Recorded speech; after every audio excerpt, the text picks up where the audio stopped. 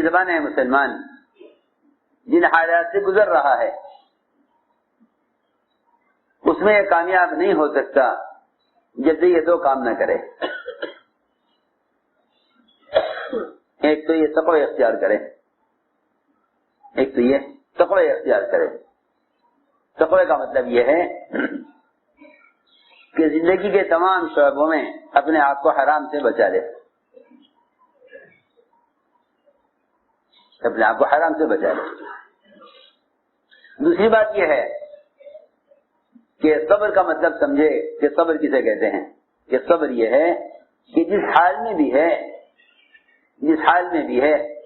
اس حال میں اللہ کا حکم پورا کر دے، اللہ کا حکم پورا کر دے. جس حال میں بھی ہے اس حال میں اللہ کا حکم پورا کر دے.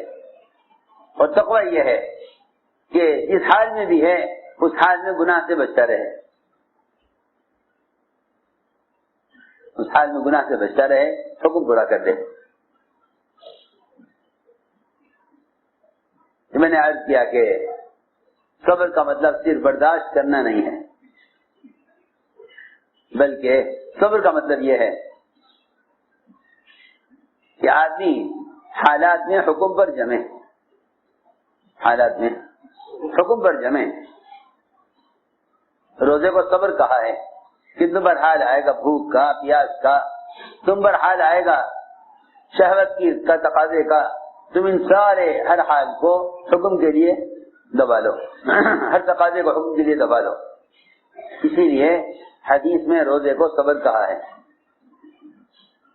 حدیث میں روزے کو صبر کہا ہے، حدیث میں روزے کو صبر کہا ہے. صحابہ نے صبر کیا اذیتوں پر، لیکن دین کو نہیں چھوڑا، دین کو نہیں چھوڑا. صبر کیا اذیتوں پر لیکن دین کو نہیں چھوڑا. جو آدمی دین کو چھوڑ کر حالات پر صبر کرے، جو آدمی دین کو چھوڑ کر حالات پر صبر کرے، وہ اللہ کے یہاں ظالم ہے، مظلوم نہیں ہے. ہمارا جو صبر کرنا ہے وہ ظلم کے ساتھ ہے.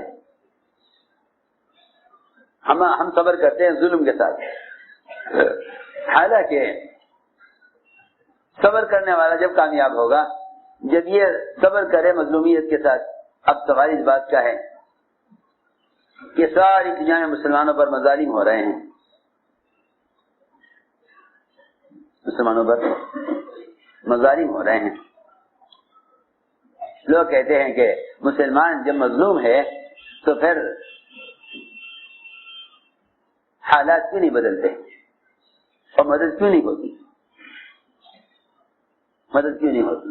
میں آپ سے عرض کرنا چاہتا ہوں کہ تقوی کے بغیر آدمی مظلوم نہیں ہو سکتا، تقوی کے بغیر مظلوم نہیں ہو سکتا، تقوی کے بغیر مظلوم نہیں ہو سکتا، تقوی کے بغیر مظلوم نہیں ہو سکتا. جو آدمی گناہوں کے ساتھ صبر کر رہا ہے وہ بھی ظالم ہے، جو گناہوں کے ساتھ صبر کر رہا ہے وہ بھی ظالم ہے. گناہ بھی کر رہا ہے، صبر بھی کر رہا ہے. جو حالات گناہوں کی وجہ سے آتے ہیں وہ صبر کرنے سے ٹھیک نہیں ہوتے. بہت آسان بات. جو حالات گناہوں کی وجہ سے آتے ہیں وہ صبر کرنے سے ٹھیک نہیں ہوتے. سب منتظر ہیں کہ صبر کرو، 1 سال کی اور بات ہے اور صبر کر لو، 2 سال کی اور بات ہے اور صبر کر لو، چند دن کی بات ہے صبر کر لو.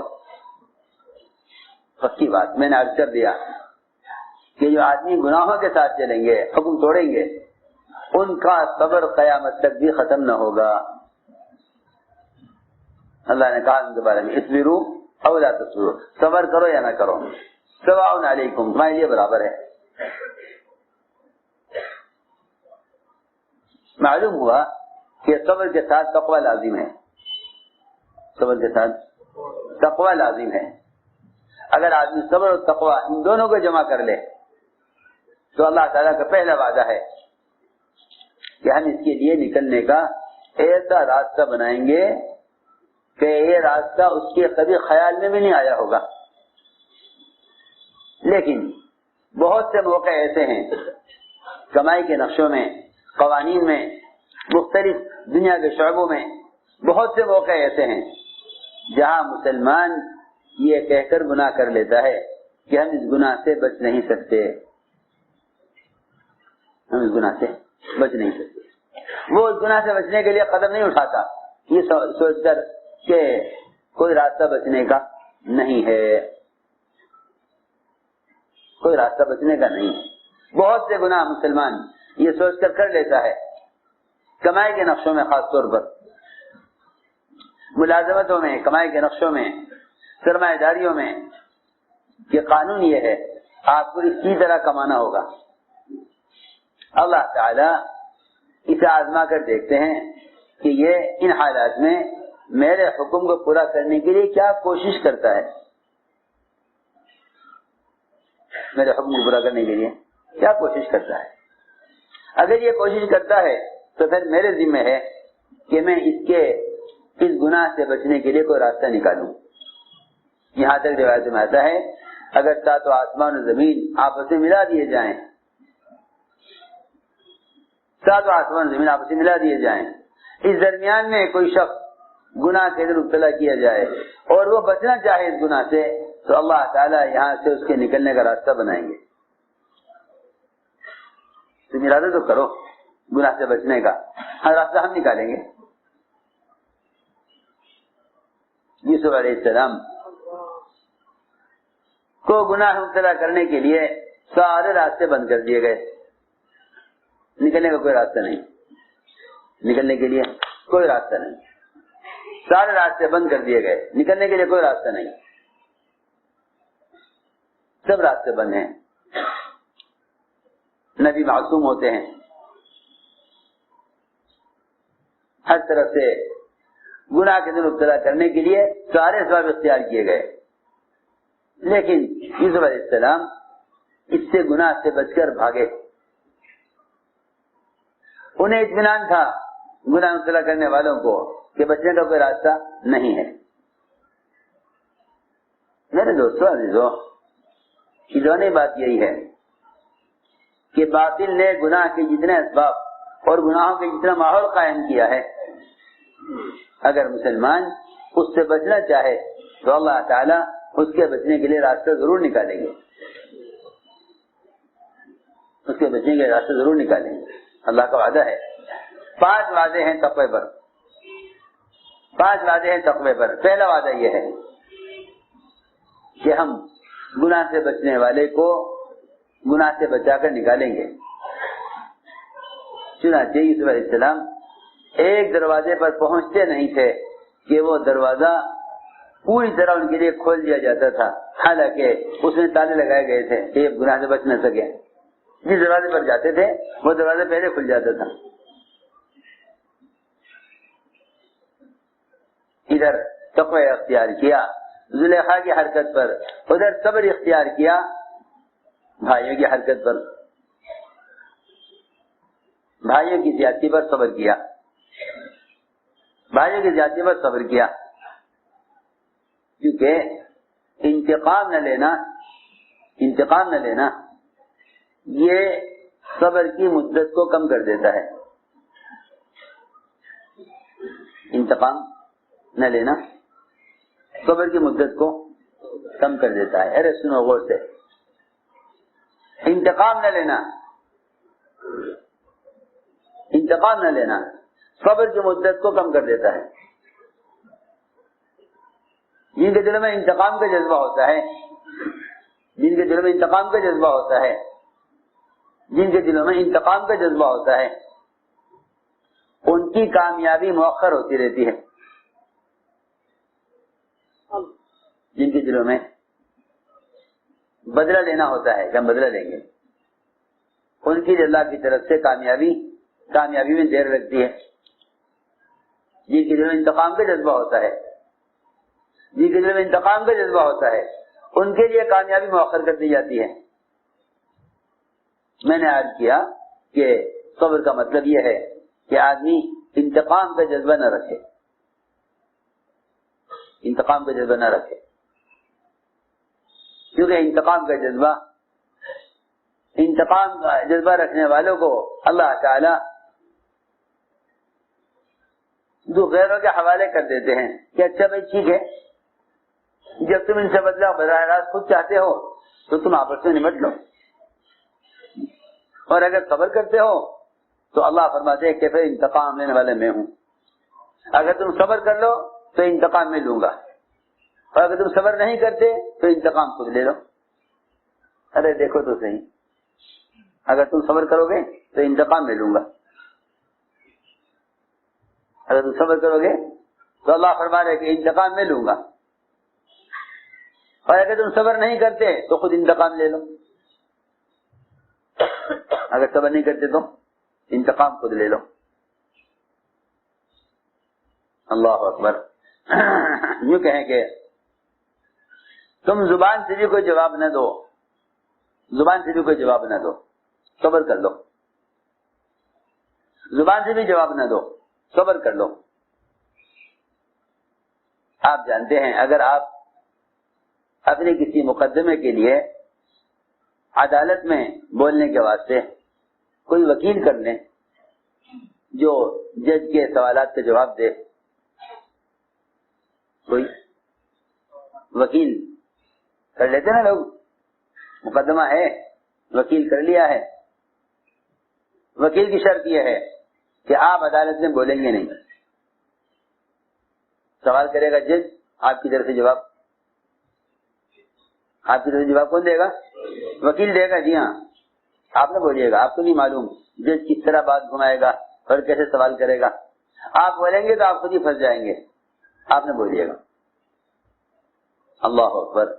ایک آدمی کو پیسے دے کر مقدمے میں جواب دینے کے لیے وکیل بنایا جائے تو آپ عدالت میں بولنے کو اور جواب دینے کو بے وقوفی سمجھتے ہیں، اور خاموش رہنے کو عقل بندی سمجھتے ہیں، اور کامیابی اسی میں آپ کو نظر آتی ہے کہ آپ خاموش رہیں۔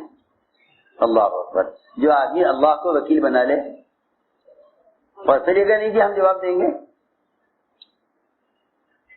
کیا کہیں ہم جواب دیں گے،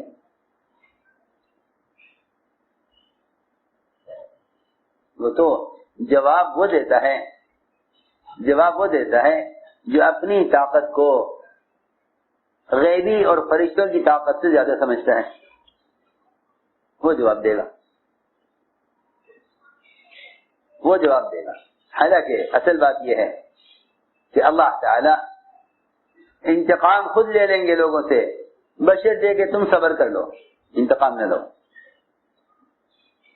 تم صبر کر لو، انتقام نہ لو۔ اس لیے کہ انتقام کا جذبہ کامیابی کو دور کر دیتا ہے، اور صبر کامیابی کو قریب لے آتا ہے، صبر کامیابی کو قریب لے آتا ہے، انتقام کا جذبہ کامیابی کو دور کر دیتا ہے۔ حدیبیہ میں صبر کر لیا، انتقام نہ لیا، اللہ کا حکم پورا کیا ناگواری سے، اللہ تعالی نے فتح کو اتنا قریب کر دیا کہ ابھی وہاں سے ہٹے نہیں تھے کہ صرف فتح نازل ہو گئی، فتح مبین اور فتح قریب، فتح قریب اور فتح مبین کہیں پر تم نے انتقام نہ لیا، صبر کر لیا۔ میں نے عرض کیا کہ صبر کرنا کامیابی کو قریب کر دیتا ہے، صبر کرنا کامیابی کو قریب کر دیتا ہے۔ جواب کون دیتا ہے؟ کہ جواب وہ دیتا ہے جس کو اپنی طاقت کا اندازہ نعوذ باللہ ملائکہ کی طاقت سے زیادہ ہو، کیونکہ جو آدمی خاموش رہتا ہے اس کی طرف سے ملائکہ جواب دیتے ہیں، اس کی طرف سے۔ جی ہاں، صحابہ کے صبر کی سب سے بڑی مثال، صحابہ کے صبر کرنے کی سب سے بڑی مثال وہ جواب نہ دینا ہے اور انتقام نہ لینا ہے۔ اس زمانے میں مسلمانوں میں غیروں سے انتقام کا جذبہ تو ہے، مسلمانوں میں غیروں سے انتقام کا جذبہ تو ہے، مگر ان کی ہدایت کا جذبہ نہیں ہے۔ اور صحابہ کرام میں اور انبیاء علیہ السلام میں غیروں سے انتقام کا جذبہ اتنا نہیں تھا جتنا ان کی ہدایت کا جذبہ تھا. جب ہدایت کا جذبہ تھا غیروں کی تو اللہ نے خود انتقام لے لیا. اللہ نے جو بہت اہم بات کر رہا، غیبی مدد اللہ تعالی کی طرف سے کہ تمہارے دل میں تو ہدایت کا جذبہ ہو اور انتقام ہم لے لیں گے. اعوذ بک الذی وعدناہم فإنا علیہم مقتدرون. یہ فرمایا کہ ہم انتقام لینے والے ہیں، ہم انتقام لینے والے ہیں، ہم انتقام لینے والے ہیں، اور ہم نے آپ سے جو وعدہ کیا ہے ہم اس وعدے کو پورا کرنے پر قادر ہیں. دھیان سے بات سننا، میں کچھ کہنا چاہتا ہوں. انبیاء اور صحابہ میں غیروں کی ہدایت کا جذبہ تھا تو اللہ نے انتقام لے لیا. ہمارے دلوں میں انتقام کا جذبہ ہے، ہدایت کا جذبہ نہیں ہے. اللہ اکبر. جن کفار نے مہاجرین کو مکے سے نکالا وہ مدینہ منورہ میں روزانہ ان کی ہدایت کے لیے دعا کیا کرتے تھے. پہلی بات تو یہ ہے کہ ہمیں نہ صبر کی خبر ہے کہ کسے کہتے ہیں، نہ تقوی کی خبر ہے کسے کہتے ہیں. صبر کا مطلب تو لوگ یہ سمجھتے ہیں کہ جو بھی حال آئے اسے برداشت کر لو، جو بھی حال آئے اسے برداشت کر لو. نہیں، برداشت کرنا صبر نہیں، برداشت کرنا صبر نہیں. اور ایسے برداشت کرنے سے مدد بھی کبھی نہ آئے گی. ارے سنو بہت غور سے، ایسے برداشت کرنے سے مدد بھی کبھی نہ آئے گی. بلکہ جو لوگ حکم توڑ کر حالات پر صبر کرتے رہتے ہیں، جو لوگ اللہ کا حکم توڑ کر حالات پر صبر کرتے رہتے ہیں، ان کا صبر قبر تک اور ان کا صبر جہنم تک بھی ختم نہیں ہوتا. عجیب بات ہے. اللہ فرمائیں گے جہنمی ہوتے اصبروا او لا تصبروا سواء علیکم. صبر کرو یا نہ کرو تمہارے لیے برابر ہے. صبر کرو یا نہ کرو تمہارے لیے برابر ہے. کیوں؟ اس لیے کہ جہنم کا عذاب یہ تمہارے گناہوں کی سزا ہے. حالانکہ صبر کیا. جہنم تو بہت دور ہے. آپ دنیا میں دیکھ لیں، چوروں کی پٹائی ہوتی ہے جیلوں میں اور ان کو سزائیں دی جاتی ہیں. اگر سارے چور مل کر صبر کریں تو یہ صبر انہیں کامیاب نہیں کرے گا. یہ صبر کامیاب نہیں کرے گا. یہ کہیں کہ ہاں صبر کرو، صبر کا پھل میٹھا ہوتا ہے، کہ نہ، ان کو میٹھا پھل کبھی نہیں ملے گا. اگر سارے چور مل کر پولیس والوں کے لیے بد دعائیں کریں تو پولیس والوں پر عذاب نہیں آئے گا.